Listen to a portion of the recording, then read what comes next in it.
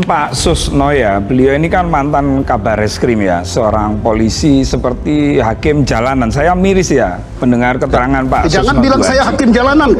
Anda ini bukan, dengan jenengan mengatakan pengkhianat. Mohon maaf Pak Susno, saya juga melakukan investigasi. Saya ketemu namanya Pak Hendra, Pak. Siapa itu? Pak Hendra itu di Sukadiri, bukan di daerah Kohot. Siapa dia?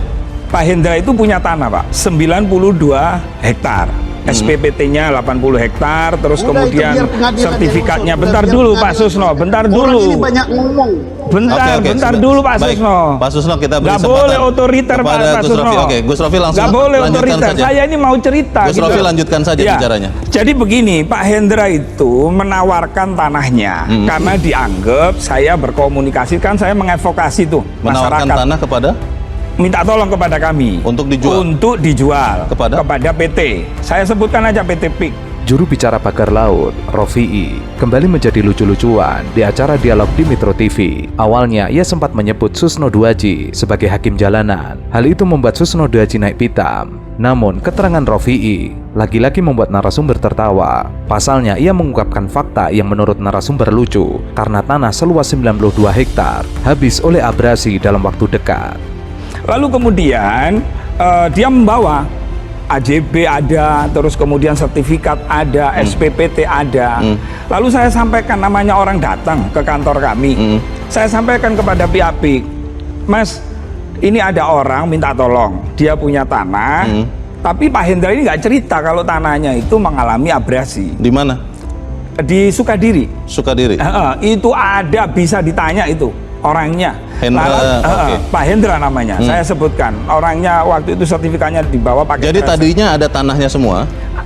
Tadinya ada tanah semua dan betul. habis semua sekarang. Nah, terus jadi air begitu semua? Kami sampaikan kepada pihak. Jadi habis semua air. Habis semua kepada pihak. Tanah 92 hektar. Habis semua.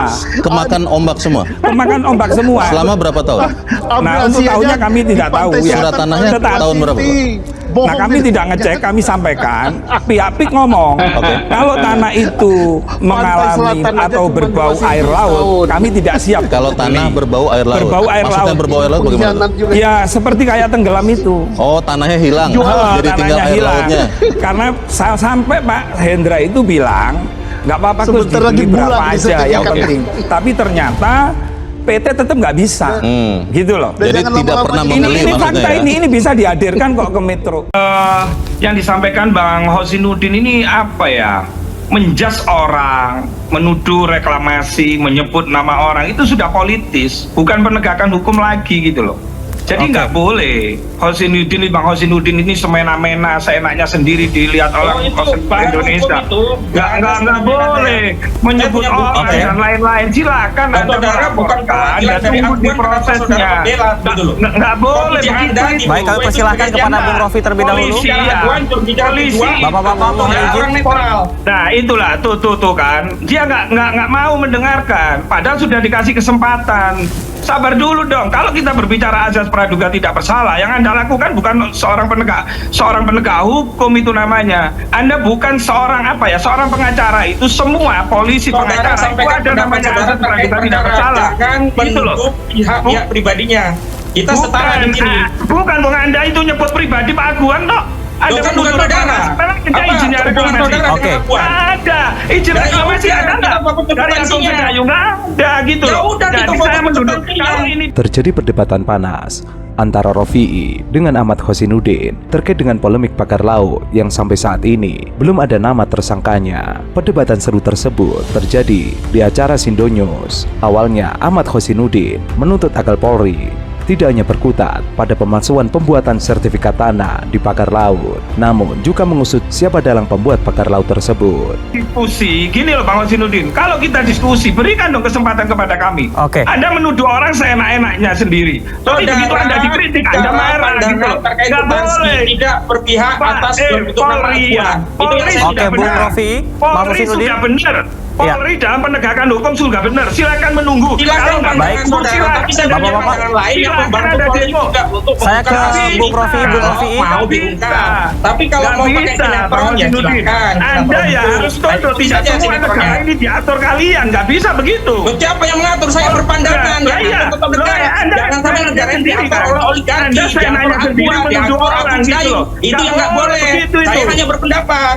Nggak boleh begitu, itu bukan Nggak boleh berpendapat Agung Dayu itu untuk ngatur saya negara kritik kita. gitu loh. Nggak Nggak boleh boleh begitu itu, ngatur nggak negara kita. boleh.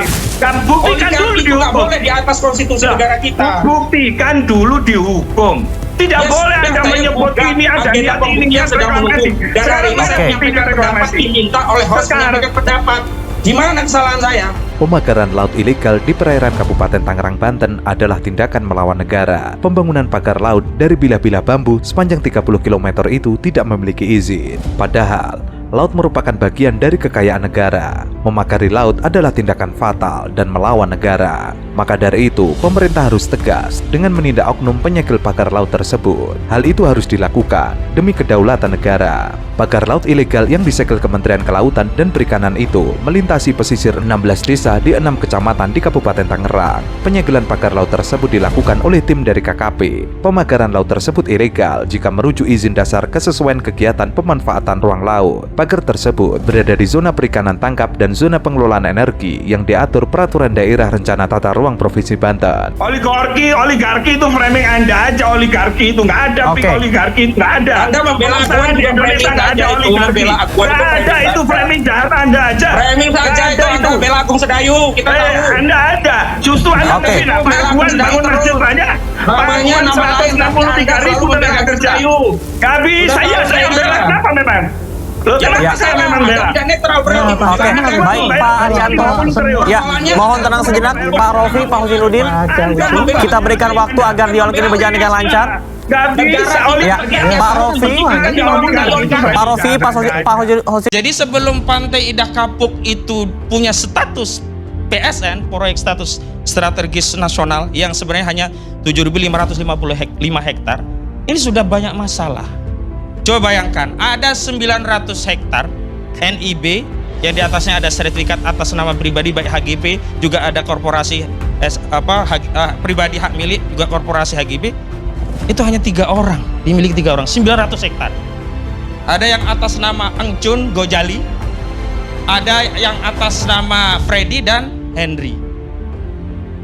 Ini kan nggak mungkin ada hak milik 900 hektar atas nama pribadi. BPN gimana ini kerjanya begitu loh. BPN selalu berdalih, kami hanya melayani apa yang secara formal sudah dilengkapi. Masalah materialnya bagaimana bukan kewenangan kami. Dan sebenarnya pencabutan pagar laut hari ini, Bang, itu belum membuka misteri. Soal pagar laut terindra itu udah dari dulu bukan misteri, semua tahu ada pagar laut. Yang menjadi misteri kan yang sampai hari ini belum dibongkar oleh kekuasaan, oleh negara, itulah siapa yang masang.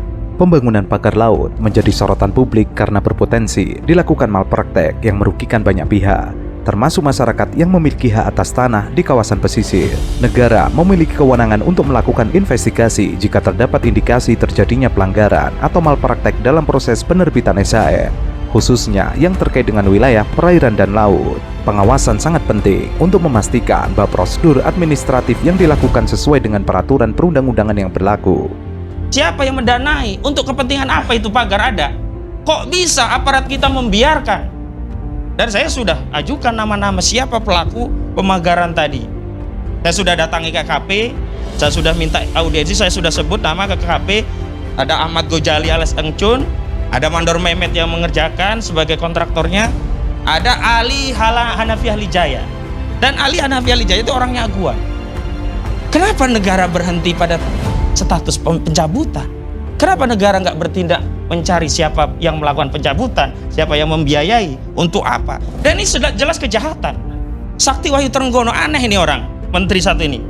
Dia sudah bisa membahas motif daripada pagar itu adalah dalam rangka untuk mengumpulkan sedimentasi, nanti akan teruruk lama-lama menjadi daratan. Dari mana dia mendapatkan kesimpulan itu?